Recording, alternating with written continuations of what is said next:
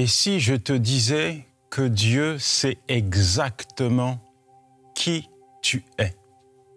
Si je te disais que Dieu connaît exactement ce qu'il y a dans ton cœur, que Dieu connaît exactement tes pensées, que Dieu connaît exactement ce qui anime ta passion, Dieu connaît ta vision, Dieu sait exactement où tu veux aller, ce que tu projettes de devenir, quelles sont tes envies, tes ambitions. Dieu te connaît par cœur.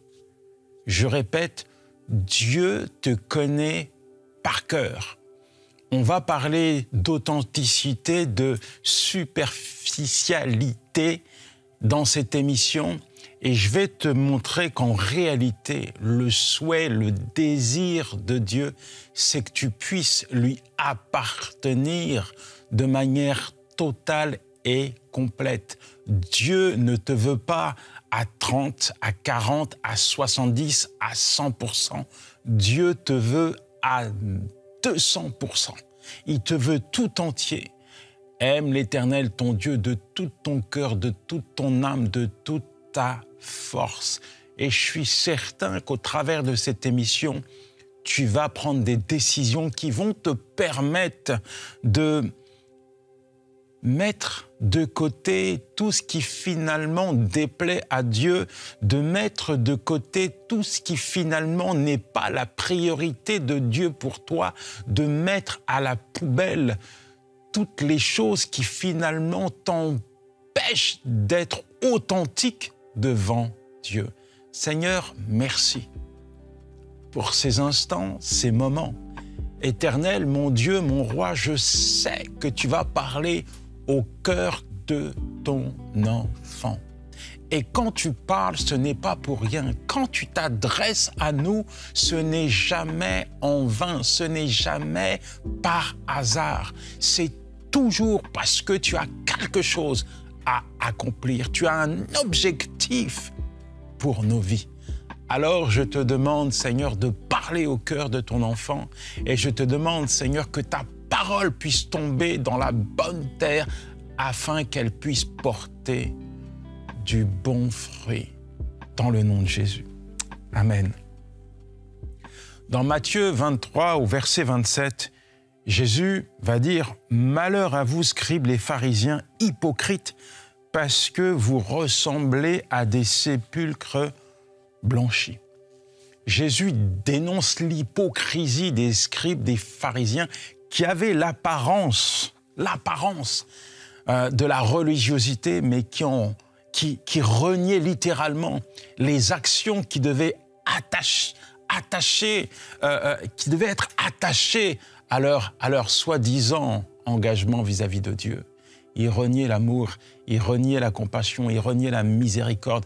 Ils mettaient tout ce qui finalement faisait le contenu, l'essence même de la présence de Dieu dans leur vie de côté pour juste mettre en avant, en exergue, exposer l'apparence de la religiosité. Ils étaient gonflés à l'hélium, adressant des prières en vain, faisant ci, faisant ça, se baladant dans les rues avec des tenues, histoire de se montrer, de s'exposer. Mais quand il s'agissait de montrer, de démontrer l'amour, la présence de Dieu, c'était zéro. J'aime ce texte dans 1 Samuel 16, verset 7, où Dieu parle à Samuel et dit « Ne prends point garde à l'apparence, parce que moi, je regarde au cœur. » Samuel avait été mandaté par Dieu pour choisir le roi de Dieu. Il s'arrête sur Eliab, et Eliab a l'apparence, mais il n'a pas été choisi par Dieu. Non, celui qui a été choisi par Dieu, c'est David, un homme, la Bible dira, selon le cœur de Dieu. Un homme selon le cœur de Dieu. Un homme qui finalement va nous démontrer au travers de sa vie ses forces, ses faiblesses, mais également son amour et sa consécration à Dieu. Est-ce que David était parfait? Non. Mais Dieu a dit, voici un homme selon mon cœur. Alors, si tu étudies la vie de David, tu vas t'apercevoir que effectivement, sa vie était loin, mais alors très loin d'être parfaite. Mais pourtant, à chaque fois qu'il est en bas, à chaque fois qu'il prend conscience de ses fautes, de ses faiblesses, de ses erreurs, il se remet en question, il se repent, il se tourne vers Dieu. Et même quand on vient lui dénoncer par la bouche du prophète son péché par rapport à Bathsheba, là, il reconnaît son erreur. J'avoue mon iniquité, je me mets devant toi, je me mets à nu devant toi. Oh Seigneur, pardonne-moi, pardonne mes faiblesses, Seigneur. David s'adresse dans les psaumes à Dieu de manière assez particulière. Il nous montre la proximité qu'il a avec Dieu, l'authenticité de son amour. Et son amour pour Dieu est loin de correspondre aux standards du monde, parce que dans cette position, eh bien, il aurait pu s'attacher à toutes ces choses, ces richesses futiles, mais il s'est attaché à Dieu. Il n'avait vraiment pas d'autre Dieu que l'Éternel, son Dieu, son berger, son protecteur, son bouclier, sa forteresse, sa haute retraite. Et c'était pas simplement des mots qu'il exprime dans les psaumes, c'est des réalités pour lui quand il parle de protection. L'Éternel est mon bouclier, l'Éternel est ma justice, l'Éternel est ma forteresse, l'Éternel est celui qui veille sur moi. 1000 tombent à ma droite, 10 000 à ma gauche, je ne suis pas ébranlé. Quand David parle de Dieu, il sait qui est son Dieu, l'Éternel, son berger, celui qui ne l'abandonnera jamais. Même lorsqu'il marche dans la vallée de l'ombre de la mort, il est certain que Dieu est avec lui, que Dieu l'accompagne, que Dieu dresse une table devant ses adversaires, qui oint d'huile sa tête et que sa coupe déborde. Il est certain que le bonheur et la grâce l'accompagneront tous les jours de sa vie et qu'il habitera jusqu'à la fin de ses jours dans la maison de l'Éternel, son Dieu. David savait qui était Dieu et il avait une relation authentique, pas superficielle, avec l'Éternel, ton Dieu. Oui, l'Éternel, ton Dieu. Il est également ton Dieu. Et je te pose la question, est-ce que tu as une relation authentique avec lui? Ou tu as simplement l'apparence d'être chrétien, en reniant ce qui finalement en fait la force, cette relation, cette communion, cette dévotion, cette consécration qui se manifeste par tout ce que tu fais pour lui, qui se manifeste par le fruit qui sort de ta bouche, par toutes les choses qui tapissent ton cœur et tes pensées. Est-ce que Dieu est ta priorité? Ou est-ce que tu es focalisé sur les choses de ce monde qui finalement, parfois, te mettent en porte-à-faux dans ta marche avec l'Éternel? Quand tu marches avec Dieu, tu dois comprendre que tu as été transformé par Dieu. Tu ne marches pas à la suite de l'Éternel, ton Dieu, si au préalable, tu n'as pas été transformé, si ton cœur n'a pas été changé par Dieu. Dans 2 Corinthiens 5, verset 17, il est dit « Si quelqu'un est en Christ, c'est une nouvelle créature. » Répète avec moi, « C'est une nouvelle créature. » Dis avec moi, « Je suis une nouvelle créature. » Répète maintenant, « Les choses anciennes sont passées. » Oui, les choses anciennes sont passées. Voici, toutes choses sont devenues nouvelles. Il doit forcément se passer quelque chose dans ton cœur. Le jour où tu as dit oui à Jésus, il se passe forcément quelque chose dans ta vie. Il y a une transformation, une métamorphose. Il s'opère quelque chose de beau, d'extraordinaire, de merveilleux, de divin dans ta vie. Les choses changent. Les choses d'hier sont passées, elles ont disparu, elles sont enterrées pour laisser place à de nouvelles choses, nouvelle vie, nouvelle attitude, nouveaux comportements, nouvelles visions, nouvelles passions. Les choses anciennes sont passées, elles n'existent plus. Désormais, c'est Dieu qui règne en Seigneur et en Maître dans ta vie et tu vis pour lui. Je me souviens de ce frère qui était enfermé dans l'addiction, notamment à la pornographie. Sa vie, c'était la pornographie, c'était le sexe, c'était les filles. Il passait toutes ses nuits dans les boîtes de nuit et il n'avait que ça en tête, que ça en tête. C'était sa passion. Pourtant, un jour, il entend le message de l'Évangile. Un jour, il capitule devant l'amour de Jésus et il décide de confier sa vie à Jésus.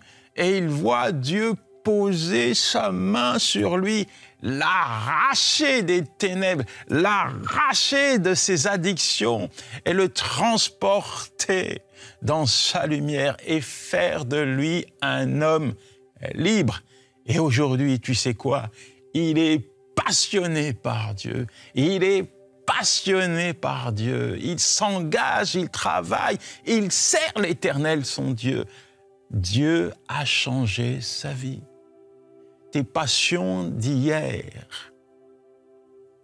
aujourd'hui, ont-elles disparu? Aujourd'hui, si tu fais une introspection et que tu commences à examiner ton cœur, est-ce que tu retrouves encore tes passions d'hier? Est-ce que le Seigneur, au-delà d'être ton Sauveur, est ton Seigneur? Ton Seigneur, c'est celui à qui tu veux plaire. Ton Seigneur, c'est celui que tu sers. Ton Seigneur, c'est celui pour qui tu es prêt à tout. Tu lui appartiens. Est-ce que Jésus est le Seigneur de ton cœur, de ta vie? Est-ce qu'il y a encore des passions d'hier? Est-ce que tu sers le Seigneur de manière partielle?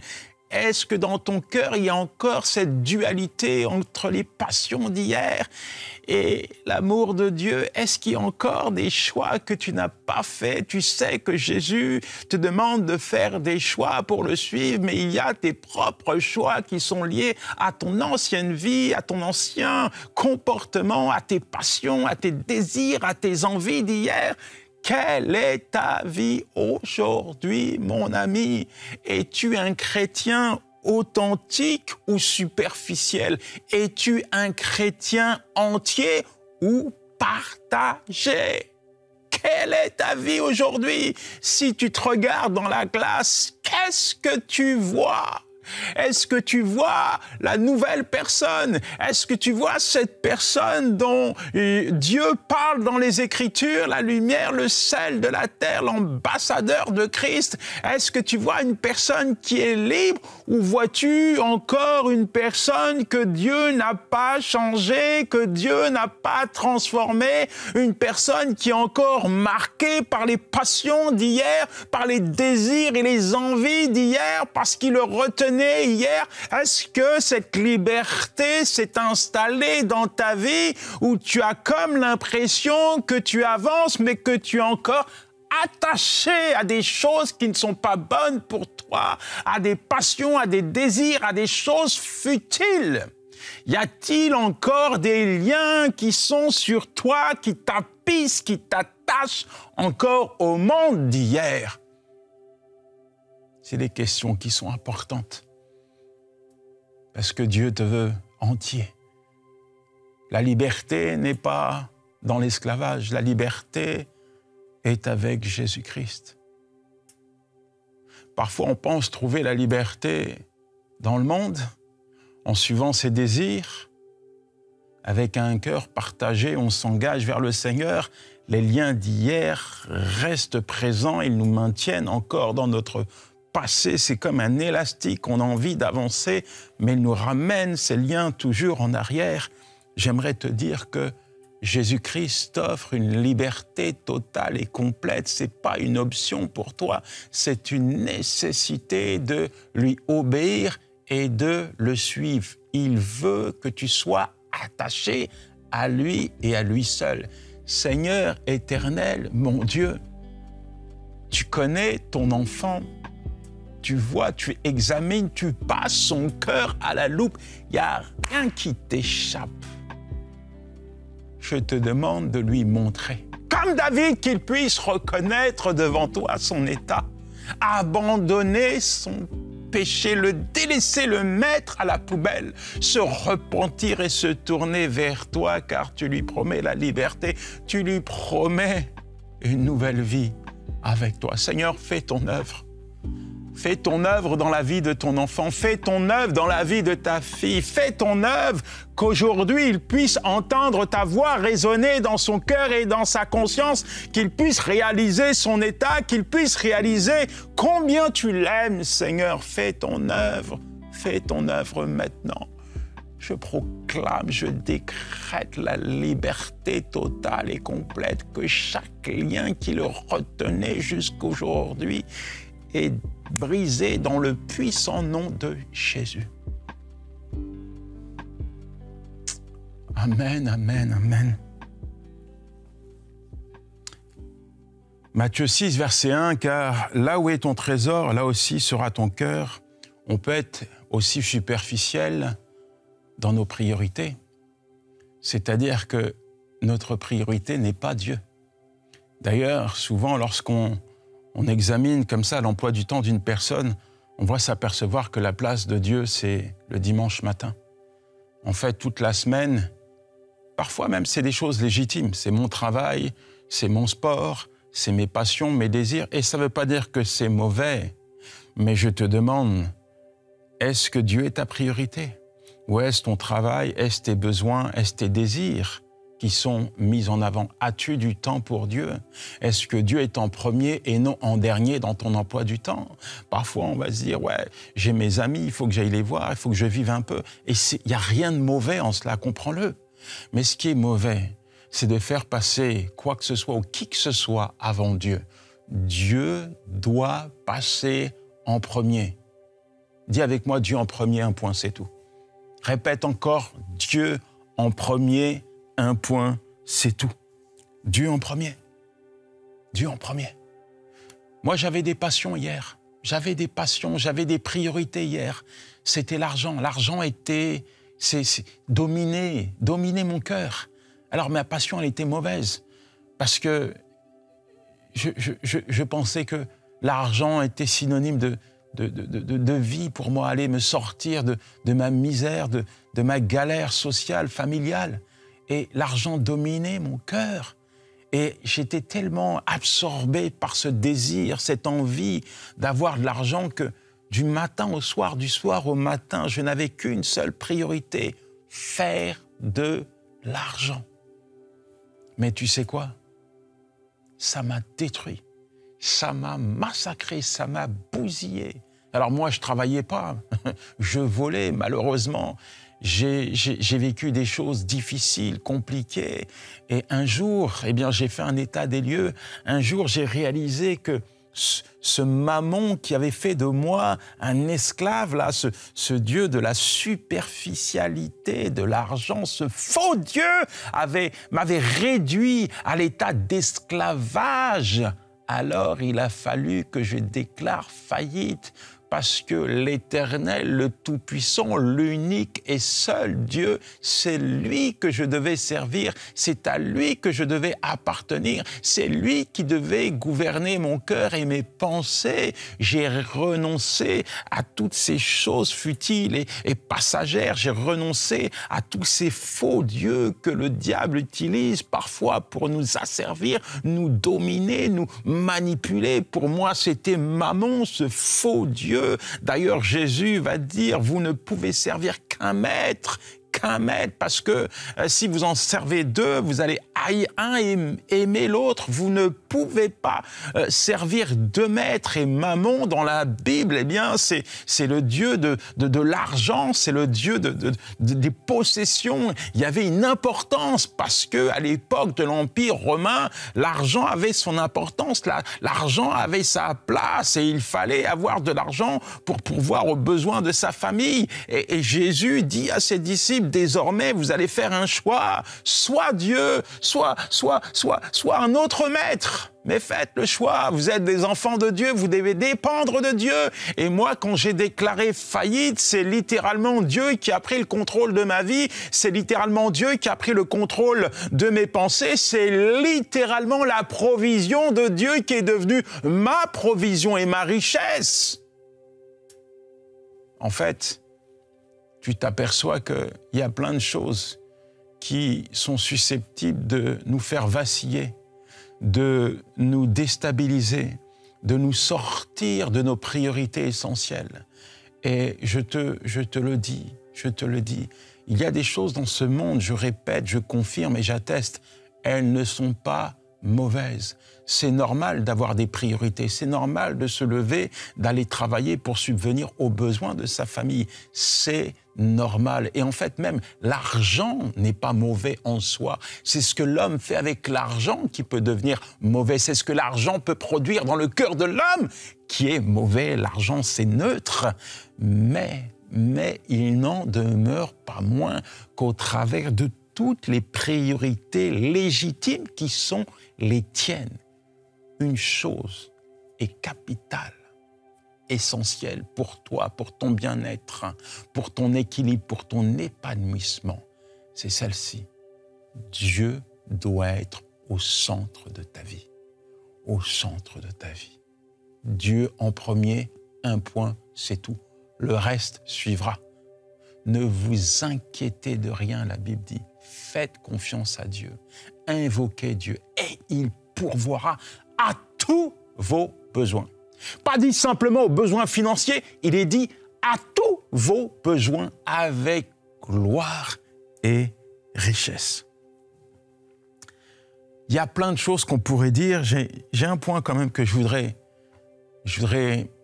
te partager, c'est le zèle. Le zèle ou la tiédeur. Il y a beaucoup de gens qui ont du zèle à l'Église pour Dieu. Ils sont tout feu, tout flamme pour Dieu. Ils louent, ils célèbrent, ils dansent, ils sautent, ils chantent les louanges à l'Éternel. Et quand tu les vois, ils ont l'apparence d'être zélés. Mais dès qu'ils quittent l'Église, il n'y a plus de zèle. C'est des glaçons ambulants. La Bible dit qu'il ne faut pas être tiède. Non, il ne faut pas être tiède. Ayez du zèle, la Bible dit. Ayez du zèle. Le zèle pour le Seigneur, c'est pas simplement quand tu es à l'église, mon frère. Le zèle pour le Seigneur, c'est dans ta maison. Le zèle pour le Seigneur, c'est dans ton travail. Le zèle pour le Seigneur, c'est dans les rues. Le zèle pour le Seigneur doit transparaître, doit irradier, contaminer la vie des autres. Le zèle que tu as pour Dieu doit se voir à l'œil nu. Je te pose une question. Es-tu simplement le chrétien zélé du dimanche ? Face à des besoins, quand tu croises des gens dans la rue, quand tu croises des collègues de travail qui sont malades, qui sont perdus, est-ce que tu as encore du zèle pour manifester l'amour de Dieu? Est-ce que tu as encore du zèle pour aller prier pour les malades? Quand tu vois des captifs qui sont liés, détruits par le diable, démantelés, cassés, brisés, anéantis par l'ennemi, quand tu les croises dans la rue, est-ce que tu as encore du zèle pour prier pour eux afin qu'ils soient libérés au nom de Jésus? Ou es-tu comme un glaçon ambulant, insensible à ce que Dieu te demande de faire? Insensible à la puissance du Saint-Esprit qui est en toi. Est-ce que Dieu peut utiliser ta bouche pour parler à ceux qui ne le connaissent pas? Est-ce que Dieu peut utiliser tes mains pour toucher ceux qui ne le connaissent pas? Est-ce que Dieu peut utiliser tes pieds pour t'envoyer dans les ténèbres? Est-ce que Dieu peut utiliser ton argent pour sa cause? Est-ce que Dieu peut utiliser tes biens pour sa cause? Est-ce que Dieu peut t'utiliser, toi, temple du Saint-Esprit? Est-ce que Dieu peut t'utiliser? Est-ce que Dieu peut t'allumer pour illuminer le monde?